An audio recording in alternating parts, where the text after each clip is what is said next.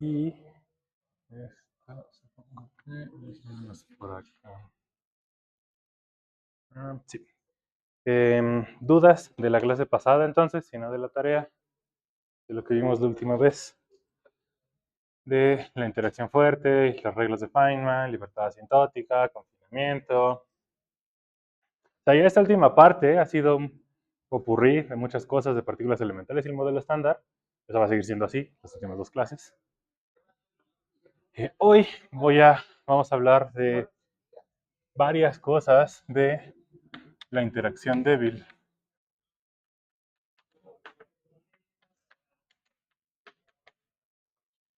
No vamos a hacer muchos de los cálculos, solamente algunas cosas como esquemáticas, para que vean varios de los conceptos importantes. Empezando primero con cuáles son las reglas de Feynman de la teoría, no todas, solo algunos procesos básicos, solo como ejemplo, solamente dibujando los diagramitas. Y por último, la parte más importante, la unificación con la interacción electromagnética. Eso medio lo platicamos muy por encimita cuando estábamos viendo el resumen del modelo estándar. Ambas interacciones en el modelo estándar, como los entendemos actualmente, son parte de una interacción más grande, de la interacción electrodébil.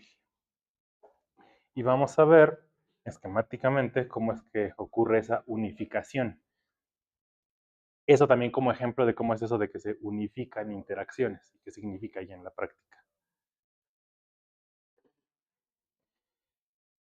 Ok, entonces, ¿se acuerdan? La interacción débil, cuando vimos el resumen, es aquella mediada por los tres bosones débiles.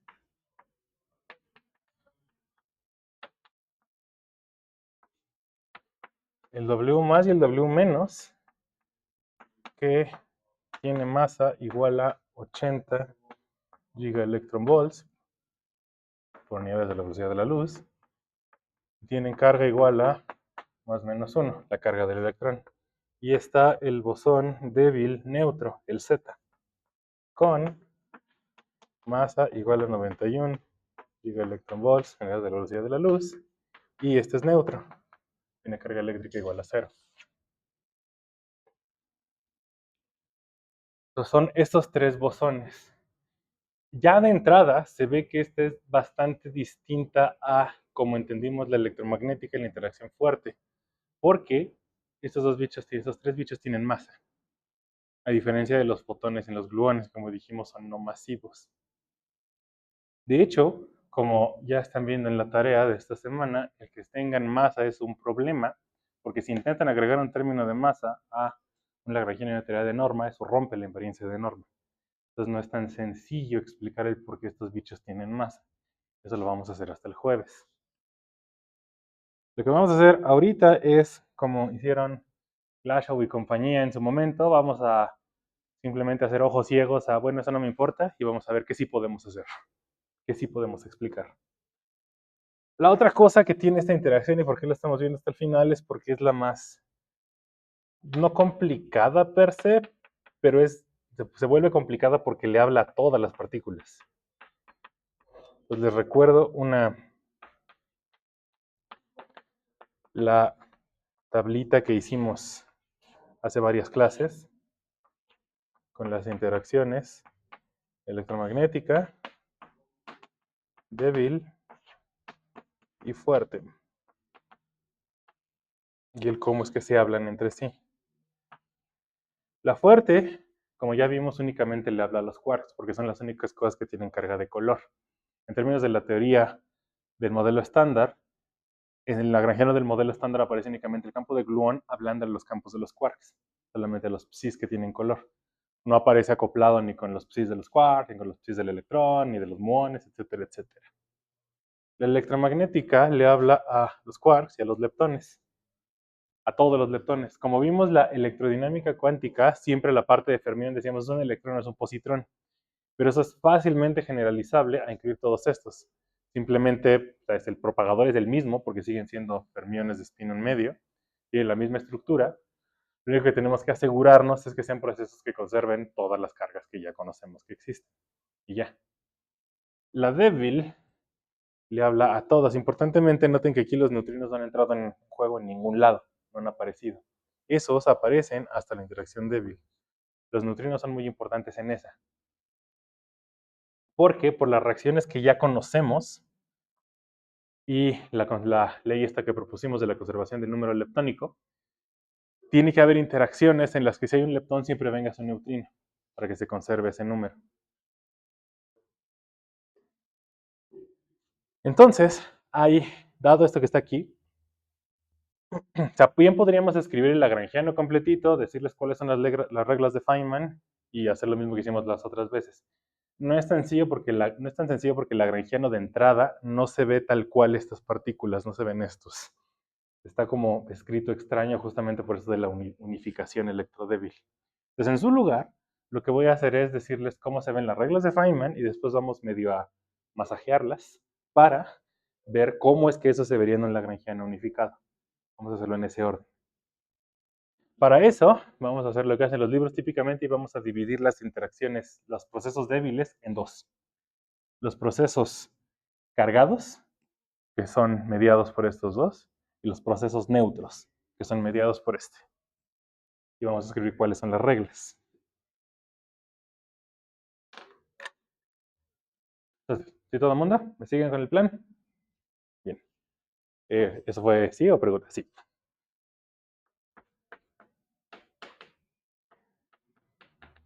Empecemos con las interacciones cargadas. Y separemos primero a los leptones. Esta separación es solamente para irlas incluyendo conceptualmente. Ya a la hora de la hora, el modelo estándar es la teoría completa. Entonces, pueden venir todas juntas y procesos que involucren todas las interacciones. Esto que estamos haciendo de separar las interacciones conceptualmente es lo que hacemos todo el tiempo aquí en la licenciatura. Por eso primero ven una materia de electro y nunca hablan de temperatura en su vida. Y luego hablan de temperatura después. Y después debería haber, a lo mejor encuentran alguna otra materia, ya sea optativo en el posgrado, donde se hable de procesos electromagnéticos y termodinámicos. O sea, toda la física está encendida todo el tiempo, es lo que quiero decir. Esto de apagar unas partes, unos sectores, es simplemente conceptual. Entonces, el vértice fundamental tiene la siguiente forma. Si para acá va el tiempo, se ve de esta forma.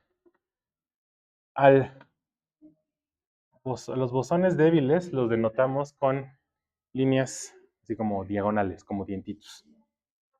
Entonces, nada más para recordarles, un fotón es una ondulación, un bosón débil es así y un gluón es así, para distinguir a las tres interacciones.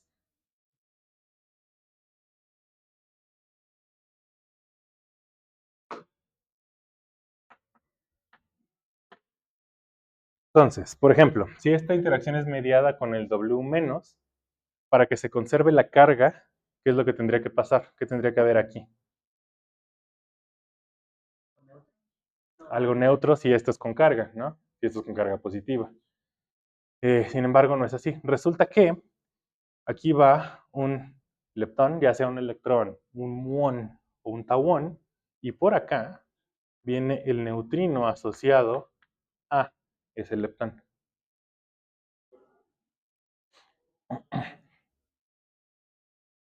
Y esto, explícitamente de las reglas de Feynman, se lee que esto es igual a esto. GW es la constante de acoplo débil. Bueno, no débil nada más, débil cargada. Con eso me refiero, es la constante de acoplo que va con los W. Resulta que, a pesar de que es una misma interacción, estos no tienen la misma constante de acoplamiento que estos. Las intensidades son distintas de reacciones que tienen a estos dos y reacciones que tienen a este. Eso de nuevo es raro comparándolo con lo que ya sabemos de las otras interacciones. En el caso de los gluones, por mucho que estuvieran los 8 gluones de los generadores de SU3, todos se hablaban con exactamente la misma G de color. Aquí no. Esa es otra de las cosas raras que tiene la interacción débil. Estos son solo factores por convención y va un gamma mu debido a que este es un bosón de norma similar al fotón. Entonces este en el campo se acopla, va modelado en lagrangiano como un campo de norma tipo el AMU. No exactamente como el AMU, pero vamos a ver como más o menos. Por eso el índice vectorial y aparece una matriz de Dirac porque está acoplándose a fermiones, igual que en los otros casos. Sin embargo, resulta que aparece otra cosa adicional. Estos tienen un factor de 1 menos gamma 5.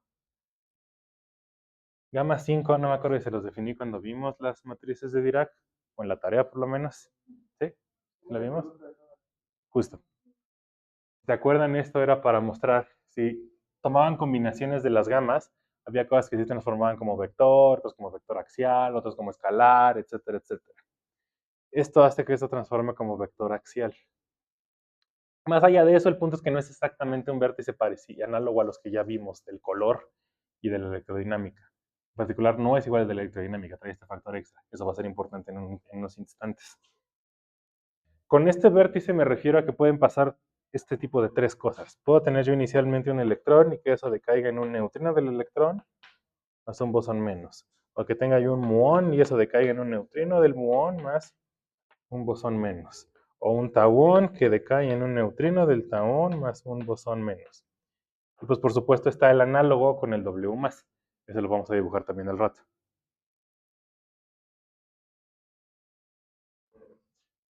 Vean que este proceso no solamente conserva la carga eléctrica, como ya dijimos, entra carga negativa, sale neutra, sino que también se conserva otra cosa, el número leptónico.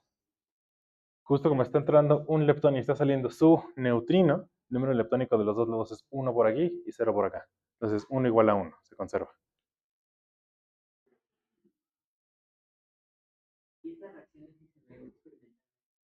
Sí. Bueno, no es así como tal cual el bosón W-, creo, pero indirectamente en varios de los decaimientos que ya vimos, en particular en el decaimiento beta. Esta cosa es importante. Bueno, no este per se. El beta es en el siguiente, el que ya involucra quarks. Pero sí en decaimientos, por ejemplo, en el decaimiento del muón. Estos procesos son importantes. Entonces, bueno, y la otra diferencia que vale la pena decirles es cuál es el propagador. No vamos a hacer las integrales explícitamente, pero otra cosa que cambia es que el propagador, como estos bichos tienen masa, sale en términos distintos. ¿Se acuerdan? En el propagador tiene que venir la relación de dispersión relativista. Y por acá va el momento Q. Y en el caso del fotón, nos había salido un factor de la métrica de Minkowski arriba en el numerador. Sin embargo, no, el propagador no nada más es mezclar la parte de fermión, de partícula con masa y bosón de norma. Aparece un término extra aquí también que va como la masa. Y ese término tiene esta cara. Como Qnu entre mc cuadrado. Ese es el propagador. Donde esto aplica ya sea para los dos Ws o el Z.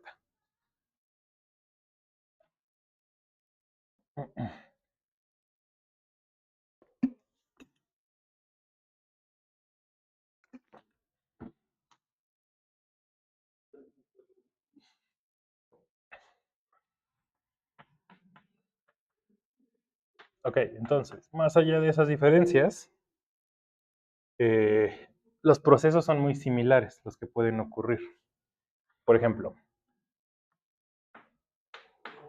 algo que supongo que, creo que ya también es una reacción que les puse en alguna tarea, es este estilo. Esta es la que se llama el decaimiento inverso del muón.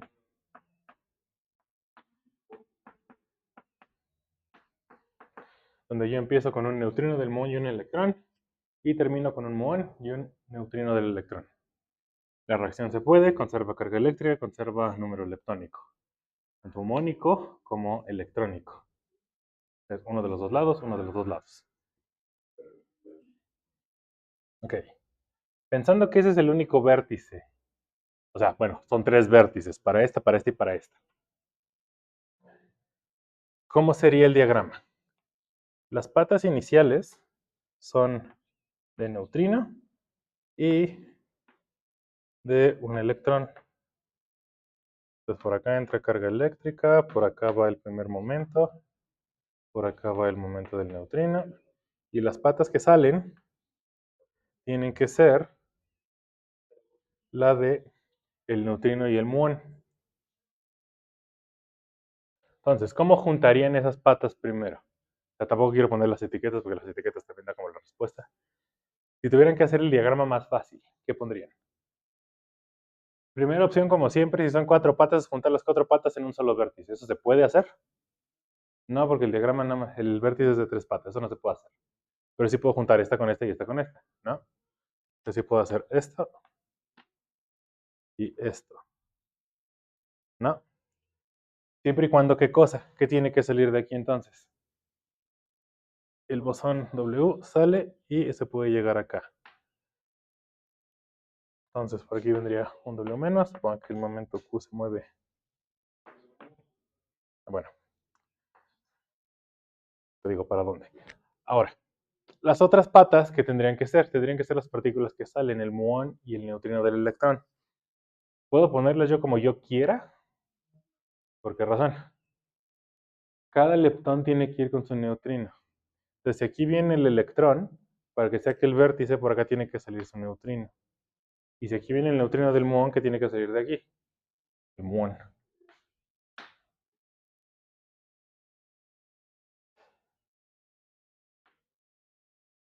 Ahora,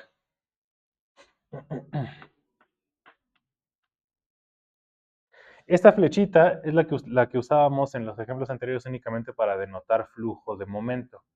Porque pues, en el caso del fotón, la flechita daba igual, porque no traía carga eléctrica. Por aquí noten que este sí trae carga eléctrica. Entonces es importante poner la flechita de dirección de la carga en el lugar adecuado.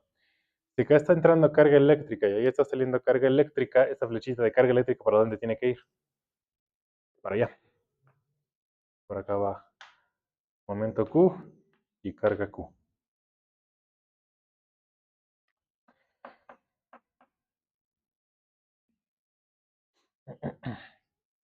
Y así es un diagrama válido. Y pues se puede calcular utilizando las reglas de Feynman. Las reglas son las mismas. Están los vértices, están los propagadores, están las patitas externas de fermiones, que ya sabemos que son los U's y los V's, y que se tiene que integrar sobre todo los momentos indeterminados.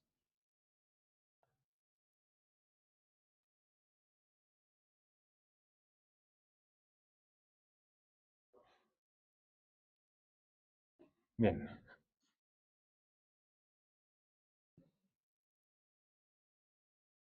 Hay otro que es de hecho un vil despejito de ese, pero vale la pena hacer el diagramita para cuando lo vean en algún momento, si se lo llegan a topar, eh, no les extrañe. Entonces ese fue el decaimiento inverso del muón.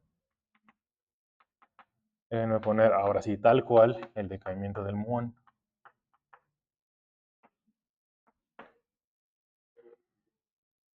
Para que esta reacción sea válida, el muón tiene que decaer en su neutrino para que se conserve el número leptónico del muón. Pero vean que eso no respeta carga eléctrica, porque entonces nada más tengo carga negativa y por aquí carga cero. Tiene que salirme alguna otra cosa que tenga carga eléctrica. Lo que sale es un electrón. Pero si nada más pongo un electrón, eso viola la conservación del número leptónico electrónico. Entonces tiene que venir el electroncito con su neutrino. Pero tiene que ser antineutrino para que sea más 1 y menos 1 y igual el 0 del otro lado. Entonces esa es la reacción. Me refiero a que es un vil espejito de aquella porque es exactamente aquella si pasan restando el neutrino del electrón para el otro lado, donde restando es para transformarlo en su antipartícula.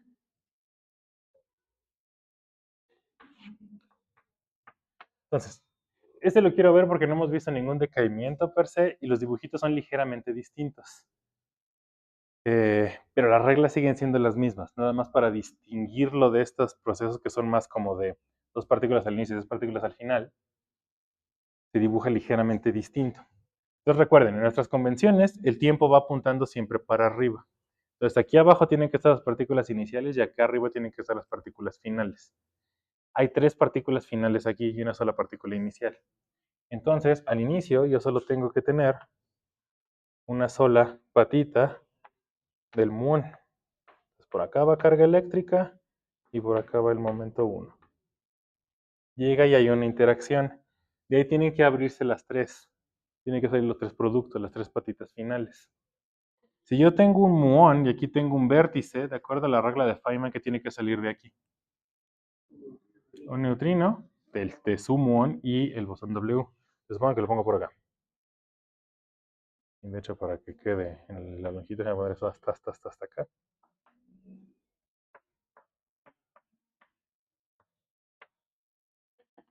De aquí puede salir el neutrino del muón. Y tiene que salir también un bosón W. Sale el bosón W. Entra carga, sale carga. Pero vean que entonces, como yo no detecto el bosón W en esta reacción, no puede salir este hasta afuera. Entonces tiene que haber otro vértice de interacción aquí en medio. ¿Y qué cosa tiene que salir? Un leptón y su neutrino, que en este caso son electrón y neutrino del electrón. Por acá sale uno y por acá sale otro.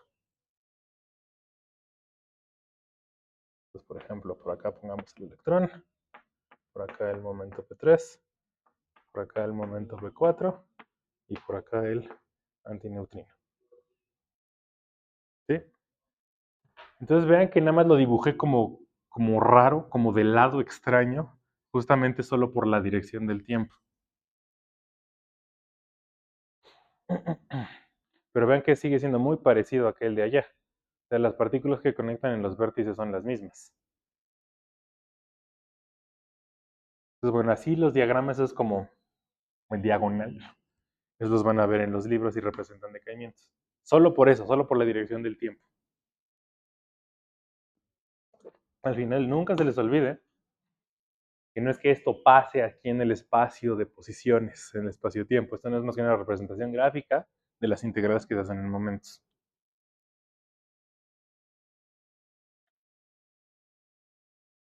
Ok, dudas hasta acá.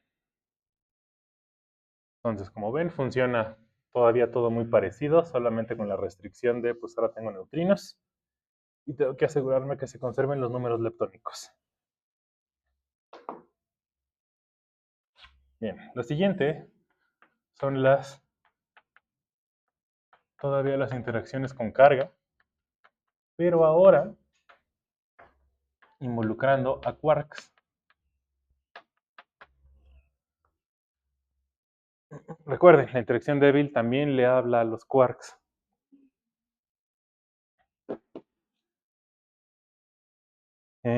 Y aquí se complica de forma peor.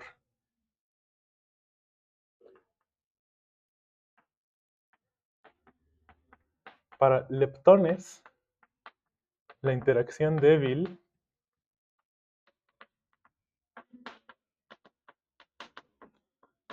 actúa por generaciones, donde las generaciones, si se acuerdan, involucraba al neutrino y su leptón. Neutrino, leptón. Neutrino, leptón. Esta era la primera generación, segunda generación, tercera generación. La de las generaciones eran dependiendo de las masas. La primera generación es la más ligera, la última generación es la más pesada. Los vértices, como vimos ahorita, son los aquí, aquí y aquí. No hay un vértice que mezcle generaciones.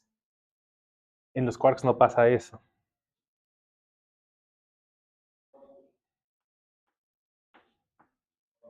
Pero para los quarks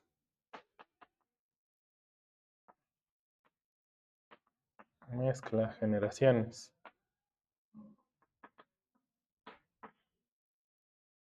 Para los quarks, ¿se acuerdan? Las generaciones eran el up, el down. La segunda generación era el charm, strange. Y la última generación era top y bottom.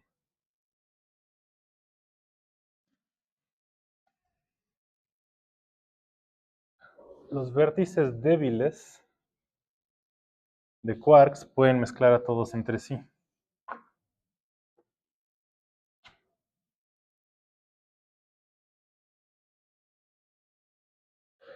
Por ejemplo,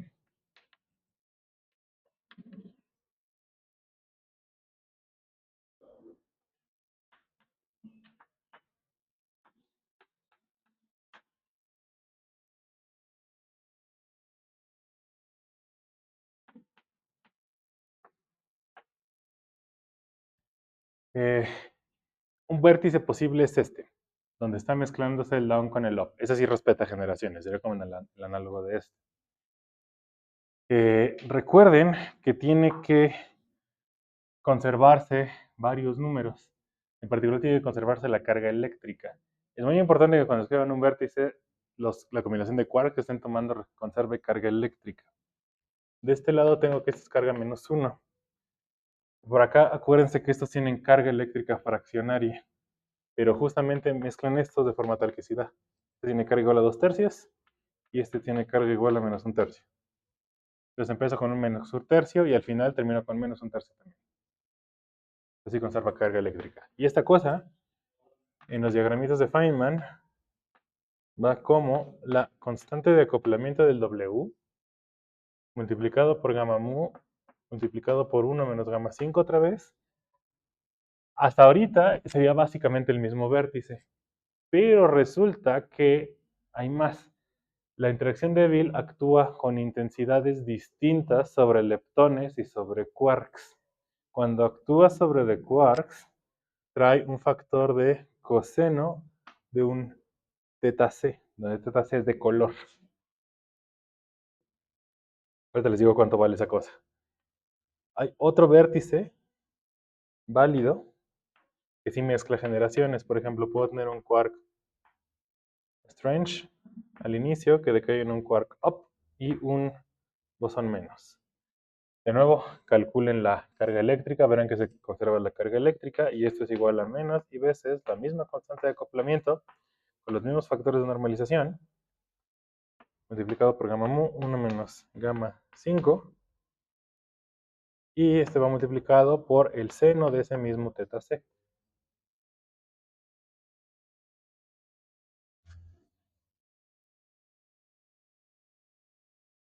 La interacción débil es donde más se empieza a notar que el modelo estándar es justo eso, un modelo. Ya habíamos discutido de la diferencia entre modelo, teoría y demás cosas aquí. ¿Ya habíamos platicado de eso o no? O sea, ¿qué es modelo, qué es teoría, qué son leyes fundamentales, qué es ley empírica? ¿No? Ok, muy rápidamente. Em, una ley empírica es algo, una ley, un patrón que se detecta después de hacer muchos experimentos. Y se dice, estoy detectando este patrón y se cumple esto. Un ejemplo de leyes empíricas hay muchos. Por ejemplo, las leyes de Kepler son leyes empíricas. Las leyes de Kepler son, vi todas estas mediciones de los planetas en el sistema solar, detecté estos patrones y vi que estos se comportan respetando esto, esto y esto. Las leyes de Kepler son leyes empíricas, solo aplican al sistema solar y solo el sistema solar. O sea, Kepler nunca dijo esto tiene que aplicar para cualquier otro planeta en algún otro lugar. No, no, solamente estos y solamente aquí. Un ejemplo de una ley fundamental es la ley de gravitación de Newton. La ley de gravitación de Newton es tomar esas ideas iniciales de la ley empírica y de ahí ir más lejos y decir la naturaleza se va a comportar así siempre, siempre se ha comportado así, se comporta así ahorita, se va a comportar así siempre y en todos lados, no nada más en lo que observamos. Cualquier experimento posterior que se haga tiene que respetar esta ley. Esa es la ley de gravitación universal. Newton dijo, eso que estamos observando es debido a esta fuerza gravitacional que existe. Y esa fuerza gravitacional causa eso que estamos viendo de los planetas, pero también causa que las manzanitas se caigan de los árboles. Y nos afecta a todos a través de esta expresión. ¿Sí? Ok. De la mano de esas teorías fundamentales están todo esto que vimos de los lagrangianos. Esas teorías, lo que hacemos es decir, el universo está repleto de esto, hay estos campos, estas interacciones, estas partículas, y se hablan así, a través de estas interacciones, de estas ecuaciones. Las leyes de Maxwell, por ejemplo, las ecuaciones de Maxwell son otro ejemplo de la materia tiene esa propiedad llamada carga, que tiene asociada a estos campos, y estos se hablan así. Ok, entonces, cuando decimos en física teórica que estamos estudiando una teoría u otra teoría, nos referimos a eso. Estamos trabajando con esas distintas reglas, distintas leyes que rigen esos universos, descritos por estos lagrangianos. Ahora, el modelo estándar es un caso particular de una teoría cuántica de campos. Es una teoría cuántica de campos porque está escrita en el lenguaje de los lagrangianos y cuantizamos de la misma forma que ya vimos a estas otras teorías. Sin embargo, es un modelo. ¿Por qué? No sé si ustedes estaban por acá, supongo que no. Ustedes entraron a la facultad después de la pandemia, ¿no? Bueno, durante la pandemia, les platico qué cosas pasaban chistosas. ¿Se acuerdan que pues era diario, creo, salía Gatel y la gente a decir, hay tantos infectados al día de hoy, estos son los datos, y al día siguiente, ahora estos son los datos? Bueno, en el Facebook de la facultad había un señor que se dedicaba todos los días a hacer ajustes de esas tablitas y presentaba como que ahora estoy ajustando este modelo y sale esta grafiquita y predigo que para mañana van a salir tantos. El día siguiente volvió a publicar y decía, le fallé por tanto y así, como que jugaba todos los días a hacer lo mismo. Se volvió un meme en el Facebook. Entonces, bueno, él estaba haciendo modelos. ¿Qué quiere decir eso? Cada vez que tenía datos nuevos, reajustaba todos los parámetros de su cosa, de su modelo, y predecía. Y una vez que obtenía nuevos datos, reajustaba los parámetros y volvía a predecir. Un modelo es una expresión para matemática típicamente para predecir qué va a ocurrir en un cierto sistema. Y solo eso. El modelo no está preocupado en responder por qué, en responder si eso aplica en otros casos. A un modelo eso no le importa. Un modelo solamente sirve para predecir esto y ya. El modelo estándar es justo eso. Es una teoría cuántica de campos finamente ajustada para predecir y empatar con las mediciones experimentales de los aceleradores de partículas. Eso es el modelo estándar. En consecuencia, como les había platicado, hay un montón de numeritos experimentales. Este es uno de ellos. Este número se ajusta experimentalmente. Experimentalmente,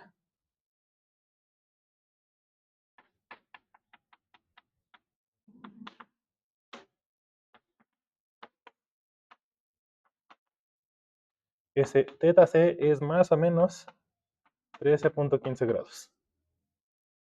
Más o menos.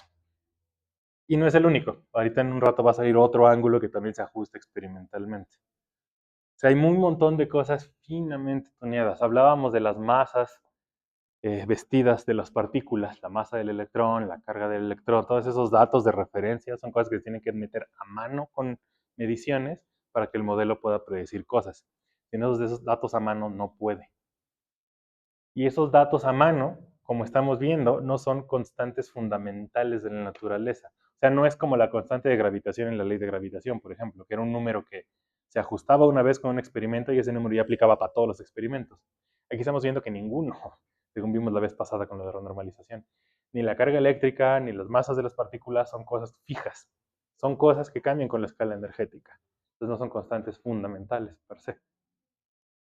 Por eso el modelo estándar se llama así, porque es un modelo. ¿Sí? Okay, entonces, por eso este numerito tan raro. Y veamos un par de ejemplitos de cómo se hacen estas reacciones que ya involucran a todos. Entonces, como les decía, la idea es, ya tenemos todas las interacciones, todos los tipos de partículas y se pueden hablar entre sí. La interacción débil puede causar que quarks y leptones se hablen entre sí. Y un ejemplo es nuestra vieja reacción del decaimiento beta.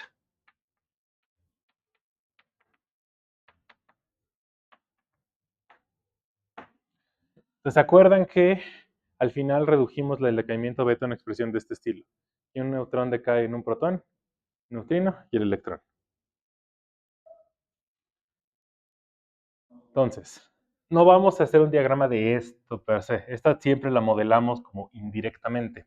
La razón es, como les decía la vez pasada, no tenemos una manera con la cromodinámica cuántica de modelar al protón y al neutrón, porque están en el régimen fuertemente acoplado.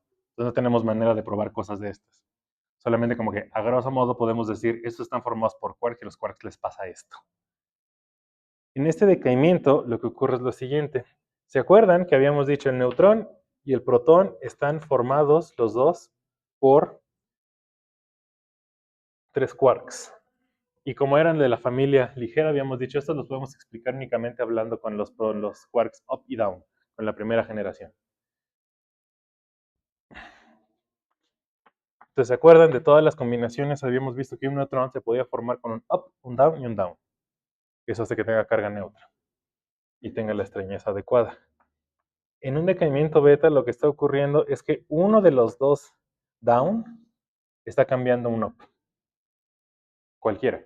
Recuerden que no es que sea tal cual esto, es una combinación lineal de los estados posibles que dan las mismas expresiones, etcétera, etcétera.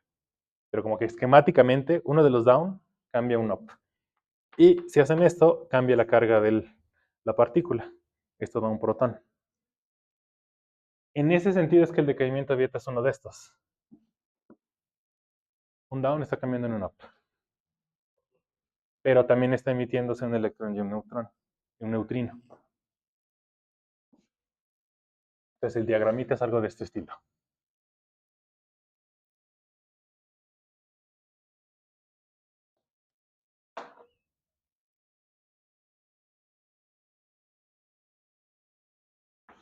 De nuevo, por acá va el tiempo.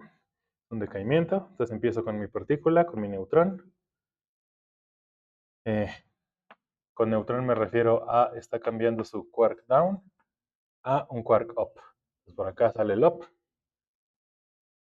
Ambos tienen carga eléctrica. Este se va por acá. Y acá detecto, eso es lo que acaba como el protón. Va el down, va el up. Tiene que emitirse otra cosa. Tiene que emitirse un bosón W. Entonces emite el bosón W por acá. Y aquí decae en otra cosa. Puede decaer también en estos de acá, pero según estamos diciendo en esa reacción, lo que se detecta es un electrón y un neutrino. Entonces sí puede haber eso, porque según vimos en el otro tipo de interacción, de aquí de un W sí puede venir pegado una pata de neutrino y una pata de electrón. Por ejemplo, así. Sí, aquí vean que estoy mezclando los dos tipos de vértices. El vértice leptónico y el vértice de quark.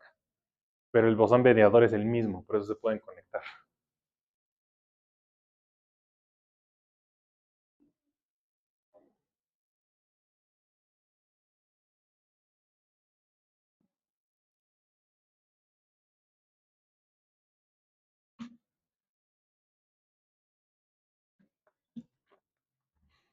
Ok, dudas.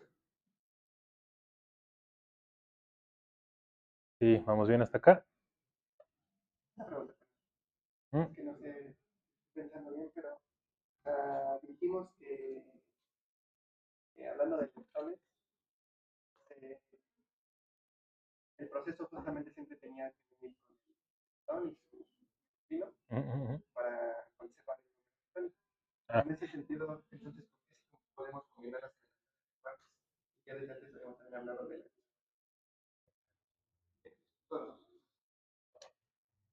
aquí sí se conserva la extrañeza, en este. Este es el que no. Resulta que eso de la conservación de la extrañeza no es una simetría exacta, es más o menos aproximada. Resulta que este tipo de vértices están muy suprimidos comparados con este. O sea, muy suprimidos, tanto seno de 13.15 es chiquito comparado con coseno de 13.15, eso es lo que me refiero con suprimido. O sea, sí es más probable este que este. Entonces, la teoría no lo prohíbe, pero es muy chiquito dado el ajuste experimental.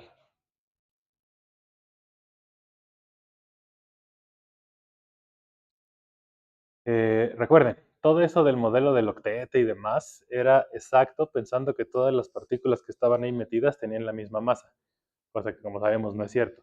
Entonces esas simetrías son más o menos aproximadas ya en la práctica, en términos del modelo estándar. Entonces, justamente hablando un poquito de la Uh -huh. eso es lo que pues, implica que sí podemos combinar todos los cuartos. ¿Qué cosa? La masa. ¿Cómo que todos los quarks? Bueno, podemos hacer Ah, ah, ah. Sí, la masa rompe, el que haya masa, como vamos a ver el jueves, una teoría puede tener una simetría y existe algo que se llama el mecanismo de rompimiento espontáneo de simetría, que rompe esa simetría y causa y va de la mano con que las cosas adquieren masa. Entonces sí, las masas que sabemos experimentalmente son las que causan que esas simetrías no sean exactas y se puedan romper. Entonces por eso este vértice sí puede pasar, pero está muy, muy, muy, muy, muy suprimido.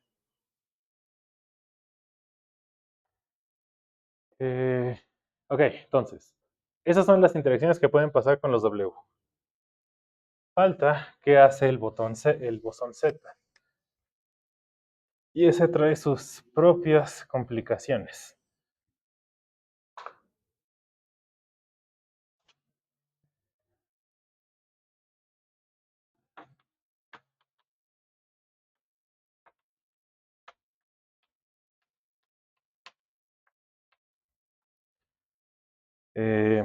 Ok. El vértice tiene otra vez la misma estructura. Un vértice de 3 patas.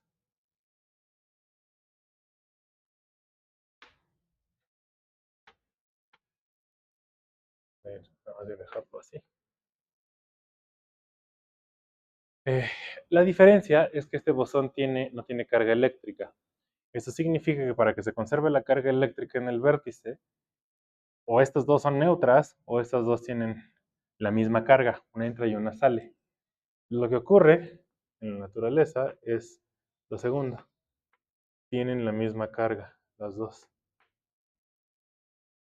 Donde F, eso denota a cualquier fermión, a cualquier leptón o quark.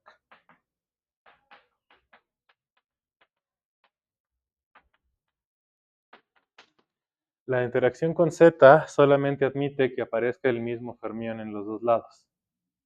Y en los diagramas aparece de la siguiente forma. Gz otra vez es la constante de acoplo, pero esta no es la misma que la GW de los bosones W. Son bosones distintos y actúan con intensidades distintas. Entonces el vértice tiene la misma cara con su gamma, pero ese tampoco es una interacción vectorial, también es un vector axial. Aparecen factores de la gamma 5, pero no son los factores de la vez pasada, son otros.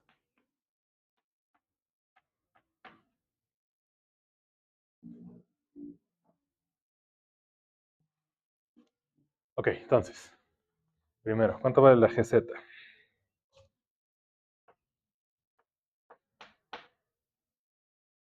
Tanto la GZ como la GW se pueden escribir en términos de la constante de acoplo de la electrodinámica, que tiene que ver con la carga del electrón. Las expresiones exactas son las siguientes. GZ es la constante de acoplo del electrón sobre seno de teta W por coseno de teta W. No teta C, este teta es otra cosa. GW es igual a la constante de acoplo de la electrodinámica por el seno de teta W.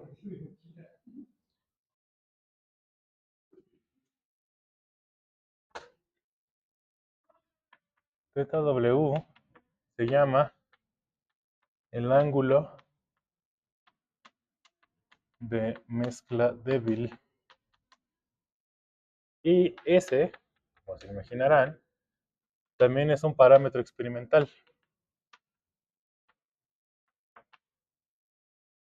Y experimentalmente se mide que ese ángulo es 28.75 grados más o menos. Desde otra vez es ajustado a mano para que las amplitudes de dispersión correspondan con las cosas medidas, las constantes de acoplamiento. Y estos otros dos numeritos son otra complicación adicional que tiene la interacción con el Z. Estos dependen de cuál es el fermión que está en la interacción.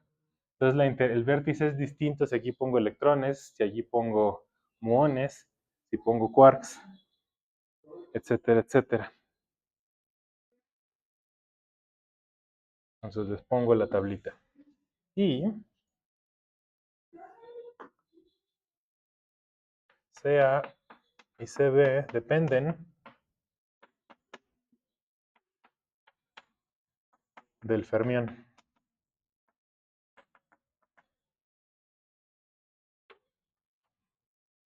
Entonces, para neutrinos, esos tienen un valor. Para los leptones cargados tienen un valor. Para quark up, charm, top tienen un valor y para down, strange y bottom tienen otro valor. Y esos son un medio para los neutrinos, suficientemente sencillo ahí, pero para los otros es, por ejemplo, para los leptones cargados es menos un medio más 2 veces el seno cuadrado de ese teta W. Para los tres primeros quarks es un medio menos 4/3 de seno cuadrado de teta W. Y para los dos de abajo, los tres de abajo, es menos un medio más 2/3 de seno cuadrado de teta W.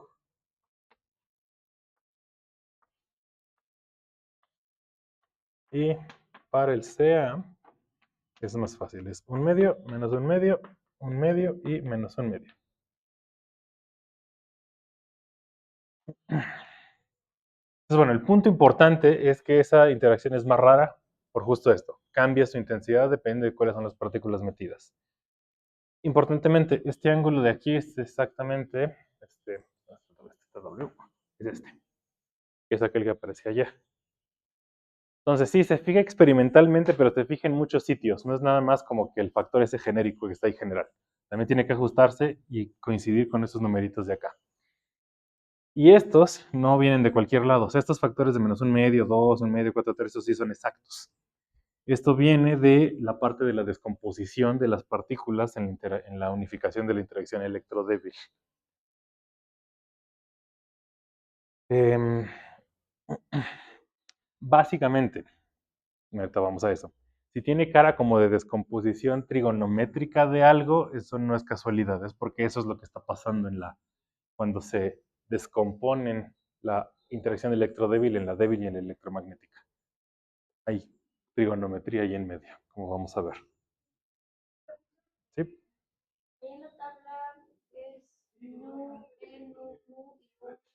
Ah, esto era una tau. A los tres neutrinos.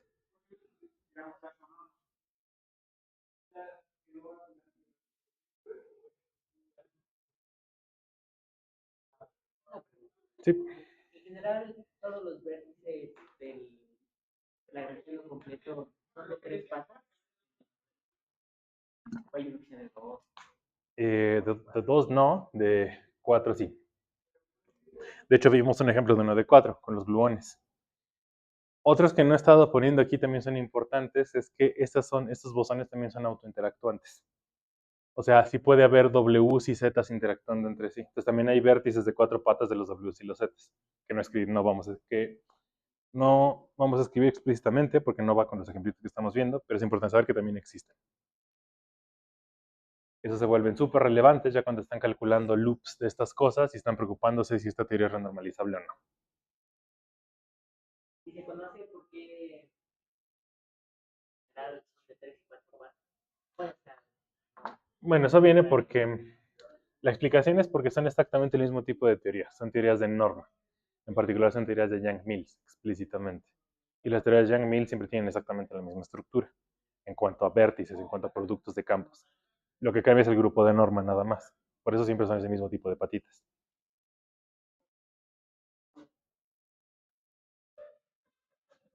Ok, entonces, como ejemplo, para ya dar pie a lo último, que es la unificación de las interacciones,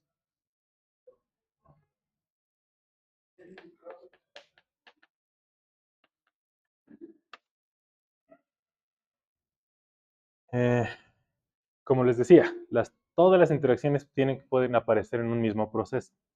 Entonces, en particular, un proceso que ya habíamos estudiado cuando vimos electrodinámica cuántica era algo de este estilo. Entonces, aquí escribimos cuál era la integralita y todo. La dispersión electrón-positrón.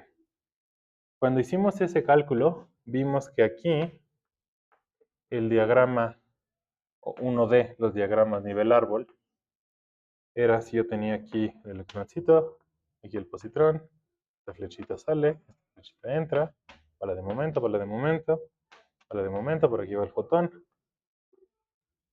De aquí sale el electroncita y de acá tiene que entrar el positrón. Entonces vimos como que este diagrama contribuye a este proceso con el vértice de QED.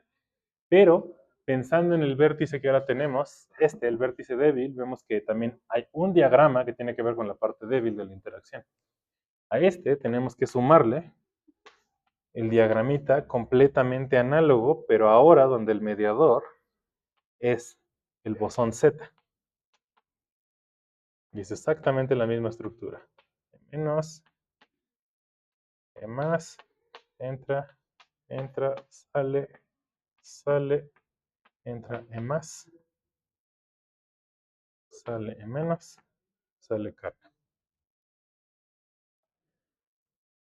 Entonces, en principio, en la amplitud de dispersión que calcularíamos para este proceso utilizando solamente las reglas de QED, también tenemos que agregarle la amplitud de dispersión que viene de estos diagramas.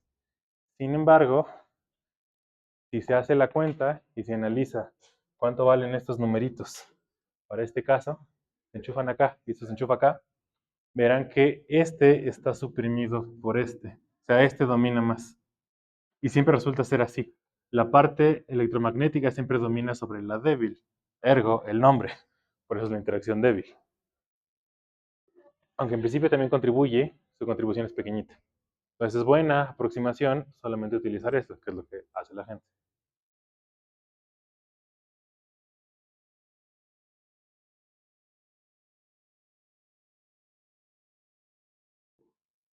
Ok, ¿dudas hasta acá?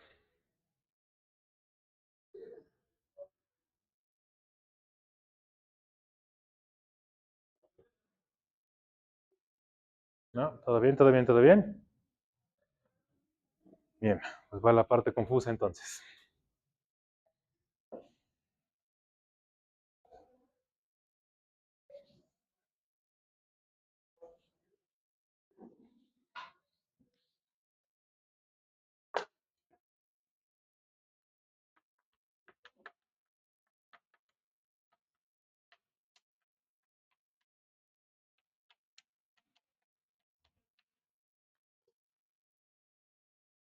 En el modelo estándar, las dos interacciones aparecen en el mismo pie. Básicamente, eh,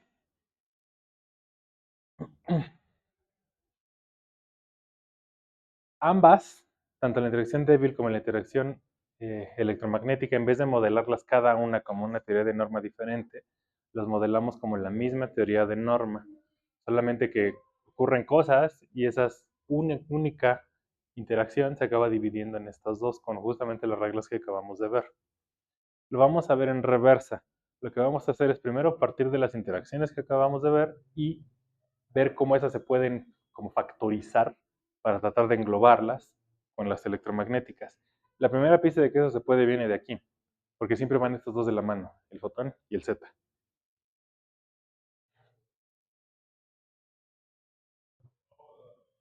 Y eso también explica de dónde vienen justamente estos factores de teta W y senos y cosenos. Entonces, para esto, déjenme empezar primero dibujando los vértices que ya conocíamos.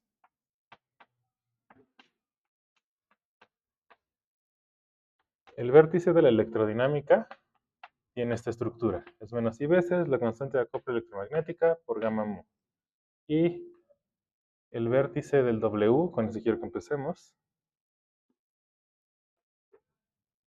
Por acá va el leptón, por acá va el neutrino del leptón, por acá va el W menos.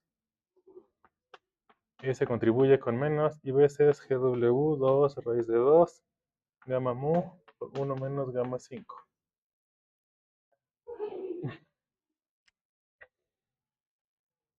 Ok, vean que son muy parecidos, salvo la gran diferencia que decíamos hace rato del 1 menos gamma 5, la matriz de Dirac, la 5.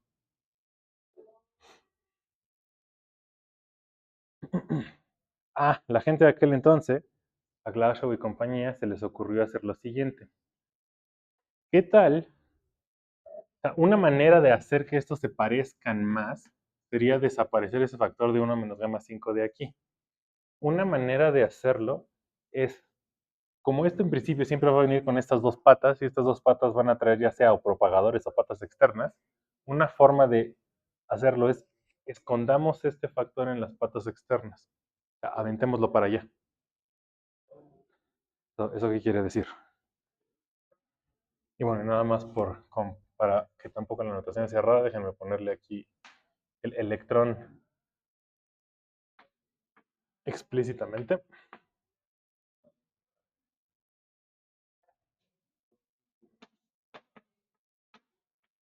Shaw propuso absorber el 1 menos gamma 5 en los espinores, y de hecho es sobre 2, U de P y B de P. Entonces, como en los diagramas, estas cosas van a ir ensanguichadas con esos espinores, se propuso, pues escondamos esos factores en esos. Y vamos a ver si eso nos lleva a algo. Se propuso definir lo siguiente, que UL de P fuera igual a 1 menos gamma 5 sobre 2 por U de P. BL de P fuera igual a 1 más gamma 5 entre 2 por B de P. Inspirados en esto de aquí. Entonces, esto es una definición tal cual. Estoy diciendo, en vez de trabajar con U y con V, vamos a trabajar con esos nuevos B sub L y U sub L que están dados por esta expresión. La L tiene que ver con left, con izquierda. A esos se les llama espinores con quiralidad izquierda.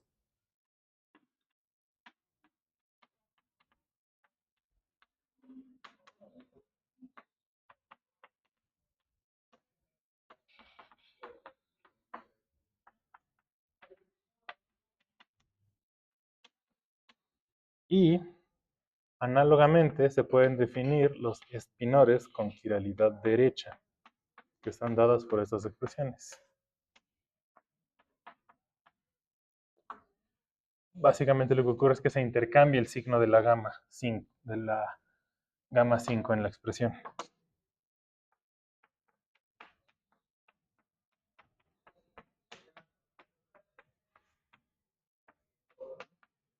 Y estos son con quiralidad derecha.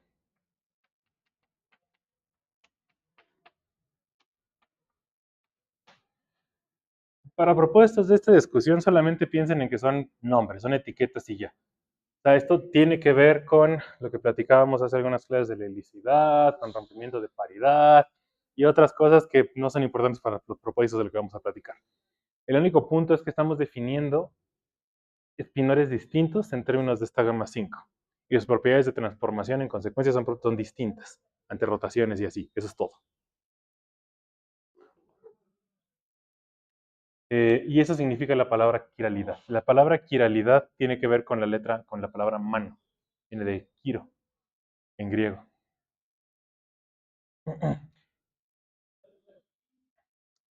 Bien, entonces, ya que definimos esas cosas, déjenme tratar de hacer las cuentitas lo más rápido posible.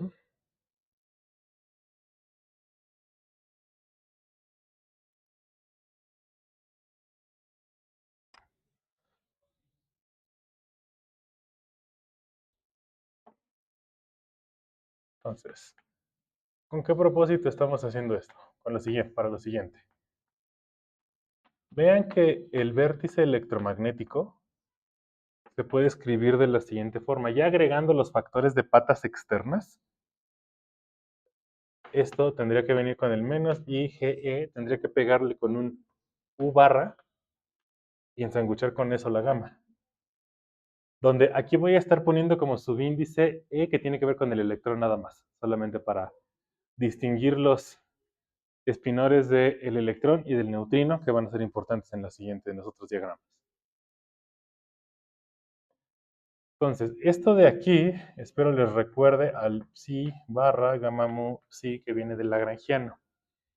Eso no es casualidad, esta parte viene de ese término en el lagrangiano. Esto que está aquí, ese factor que aparece ahí en el vértice, se puede reescribir o se reinterpreta como una J mu, donde J mu EM es igual a SU barra E, gamma mu, UE, y esto es la corriente electromagnética en el vértice, o corriente eléctrica en el vértice.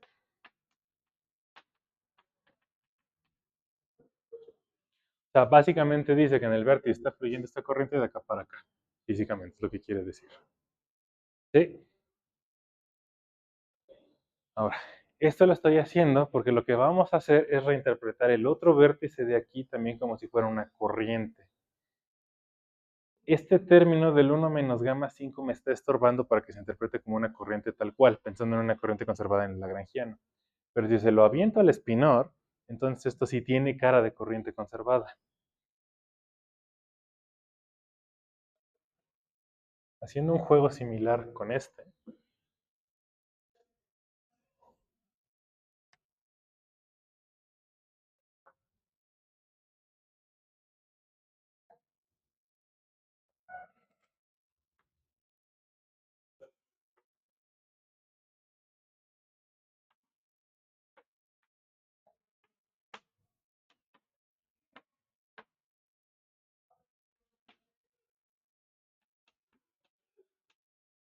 pongan los factores de patitas externas.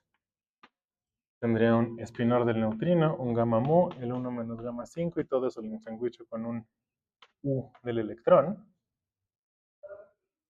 Lo que puedo hacer es echarle un pedazo del 1 menos gamma 5 a uno, un pedazo del 1 menos gamma 5 al otro, utilizar propiedades de conmutación de las matrices de Dirac, que no vamos a hacer ahorita, pero se puede mostrar que esto se puede reorganizar como menos I veces GW por, antes del paso, el espinor izquierdo del neutrino por gamma mu por el espinor izquierdo del electrón. Así. Se ve raro porque nada más hay un factor de 1 menos gamma 5 aquí, pero el punto es que si lo hacen en reversa y utilizan las propiedades de anticonmutación de las gamas, sí pueden probar que de acá sí llega esto de acá arriba. Hay factores que se cancelan al multiplicar las gamas. Y el punto es que escrito así ahora sí es completamente análogo al de allá. Y esto sí se puede escribir como menos y veces la constante de acoplo por una corriente, donde esa corriente de allá, que estamos definiendo como el espinor neutrino izquierdo, la gamma mu y el espinor del electrón izquierdo, esto se llama la corriente débil.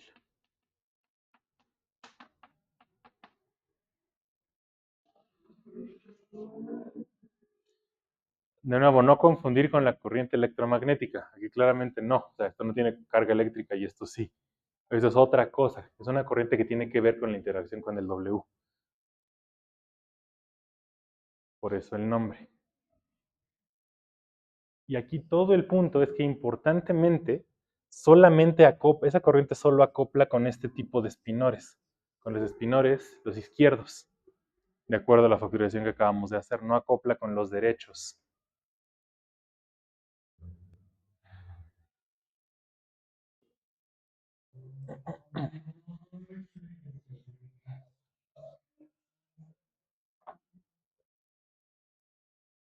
Eso es inusual porque resulta que si hacen el cálculo con calma, se puede probar que esa corriente electromagnética que definimos hace rato, que es la UE, gamma mu UE, eso se puede, un espinor sin quiralidad siempre se puede expresar como una combinación lineal de dos que sí tienen quiralidad.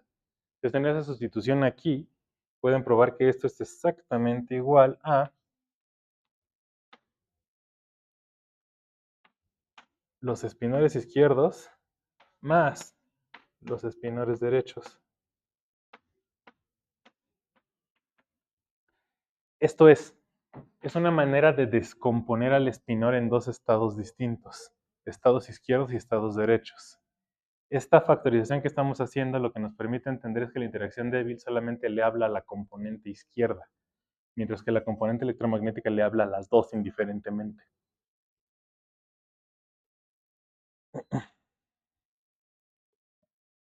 La quiralidad resulta ser está relacionado con otro número cuántico importante en el modelo estándar.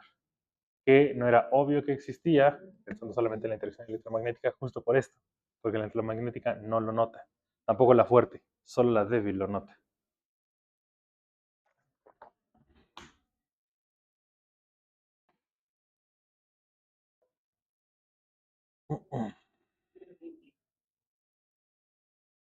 Un montón de cosas. Entonces, bueno, ¿cuánto falta? ¿Cuánto nos quedan? Sí, da más o menos tiempo. Ok. El subíndice de más viene porque esta es la corriente asociada con el W menos. Se puede hacer lo análogo pensando en el diagramita opuesto, donde el que entra es el neutrino, sale el electrón y pues lo que tiene que salir para que se conserve la carga es una cosa con carga positiva. Este se puede escribir como menos y veces la misma constante de acoplo por la corriente menos, donde la menos es lo análogo otra vez con los espinores izquierdos.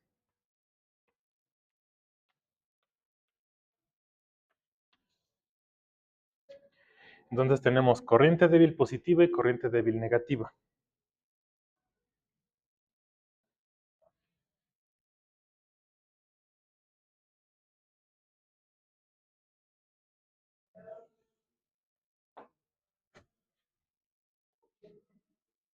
Y ambas solamente le hablan a los espinores izquierdos. Ahora, el siguiente es el gran paso conceptual. Entonces, hasta aquí ha sido nada más como que tratar de factorizar cosas e introducir un concepto raro que parecía completamente innecesario. Sin embargo, gracias a introducir este concepto raro de la quiralidad, se revela una simetría que no era obvia al inicio, y es que ambas corrientes se pueden juntar en una sola.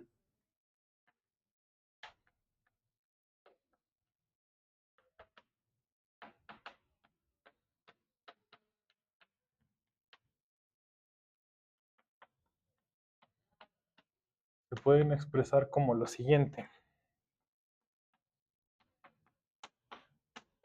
como un xi L barra por gamma mu por tau más menos por xi L, donde esos objetos son los siguientes.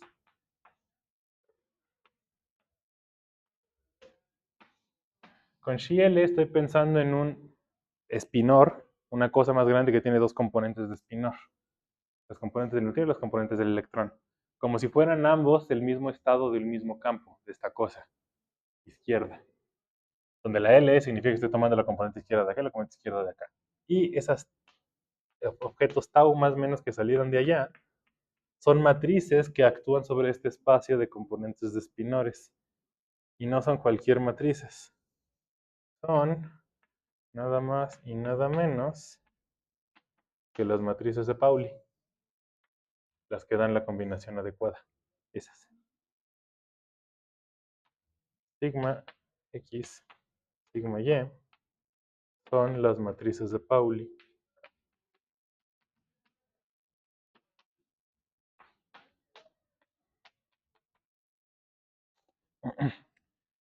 Justo que aparezca esta estructura, da la idea de, a lo mejor entonces lo que está pasando es que sí tengo una simetría SU2 como rara, izquierda de alguna forma, metida aquí. Eso es completamente cierto, siempre y cuando aparezca la sigma Z en algún lado, cosa que no ha aparecido aquí. Aquí nomás están las componentes X y Y. Ojo, aunque estén las matrices de Pauli, no me estoy refiriendo a que lo que estamos viendo aquí es el spin. Eso no es así. Esto es el mismo grupo, pero aplicado a otro tipo de simetría. Una simetría que tiene que ver con justamente este intercambio entre leptones y su neutrino. A esto es lo que se le conoce con el nombre del isospin débil.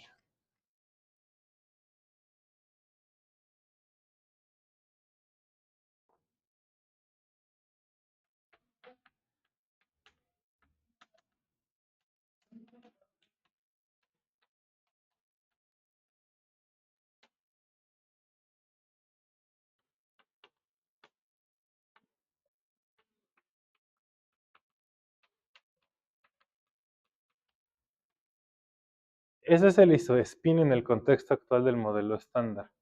El isospin es un concepto más viejo en el que se había propuesto que el neutrón y el protón eran en realidad estados distintos de una misma partícula, y esos se mezclaban en un vectorcito columna similar al spin del electrón, como si el neutrón fuera como el electrón para arriba y el protón fuera como el electrón para abajo.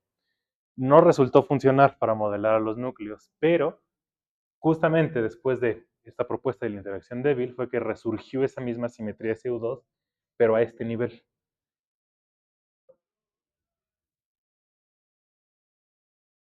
Por eso siempre hay que agregar el apellido.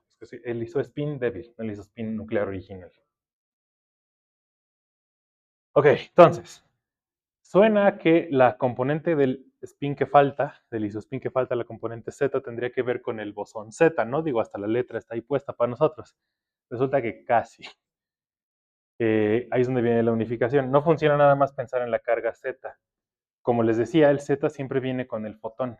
En realidad la simetría se vuelve exacta cuando se junta con la carga eléctrica.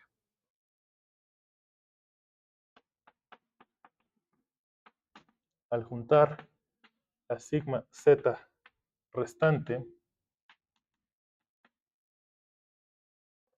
con la carga eléctrica,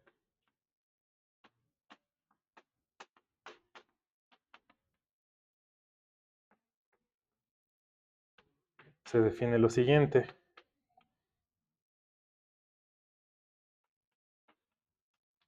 Esto con IZ me refiero al isospin en Z. Eso es una propuesta que se habían dado Gell-Mann y compañía años antes. Esta cosa, esta Y, se llama la hipercarga. Esto básicamente, ¿qué quiere decir? La corriente electromagnética no solamente tiene la carga eléctrica. Ya para que sea la simetría completa de la teoría tenemos que juntarlo con esta otra carga débil. Pero no se junta completa con la carga débil, se junta solo con una componente de la carga débil, con su componente Z. Y esto, la forma en la que se escribe, la corriente de hipercarga se define como 2 veces la corriente electromagnética menos 2 veces la corriente que tendría que ver con esa tercera dirección, con la Z.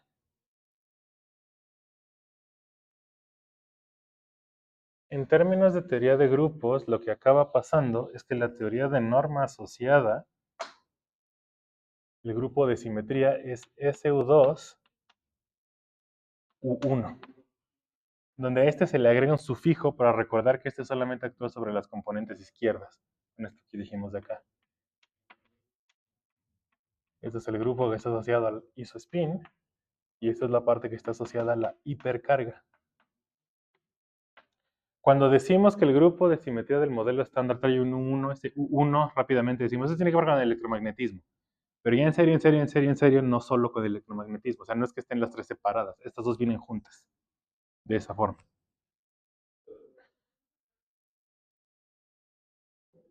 Ok. Y ya, por último, para acabar hoy. A nivel del lagrangiano, esto se ve de la siguiente forma.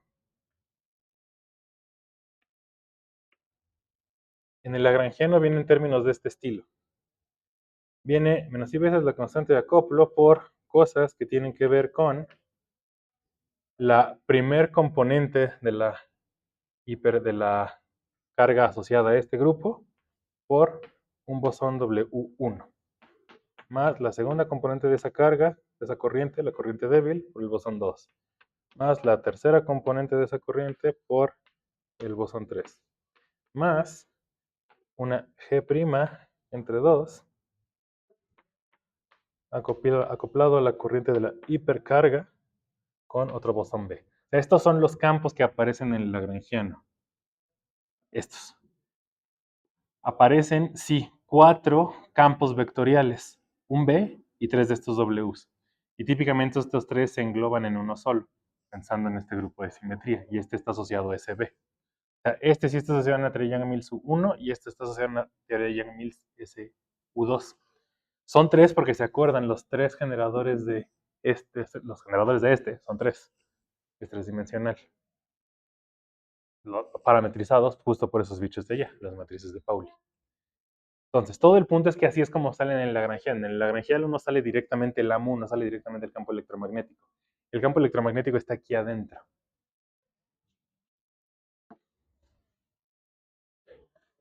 A la hora de cuantizar y de otro proceso que vamos a discutir el jueves, pasan cosas extrañas y resulta que cuando leemos las reglas de Feynman no se pueden leer de aquí directamente. Es necesario redefinir los campos para que las reglas salgan.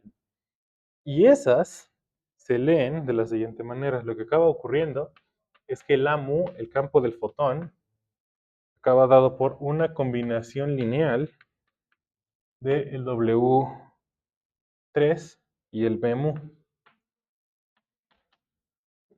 Y el ZMU acaba dado por la combinación lineal ortogonal a S.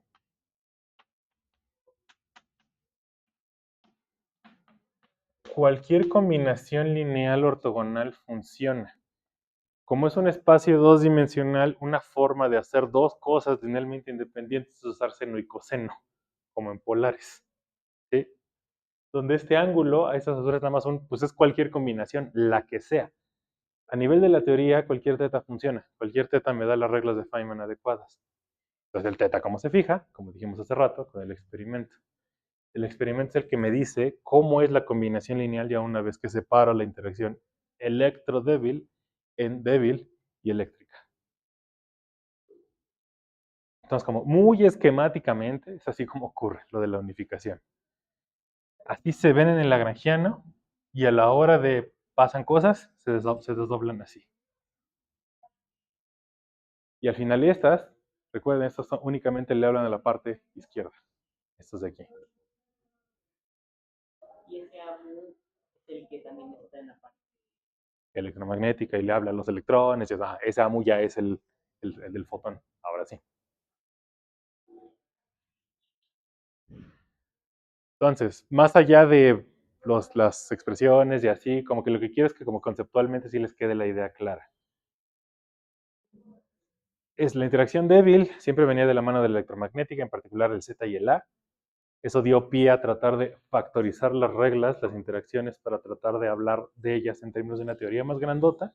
Resulta que la teoría más grandota sigue siendo del mismo tipo, una teoría de Yang-Mills, una teoría de norma, solamente que el grupo ahora es este. Vienen los dos juntos. Y a la hora de la hora, estos se acaban descomponiendo así. Y por eso es que acaba apareciendo este ángulo. Y entonces la intensidad de la interacción débil y la electromagnética es distinta, y distinta en esos factores. Lo que nos deja el otro problema, que este no tiene masa y estos otros sí. Ese es el otro problema. Aquí todavía a estas alturas ninguno tiene masa.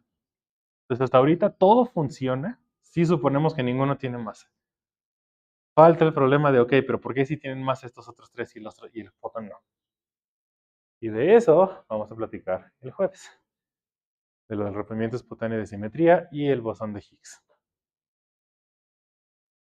¿Dudas? pues podemos platicar un poquito de movimientos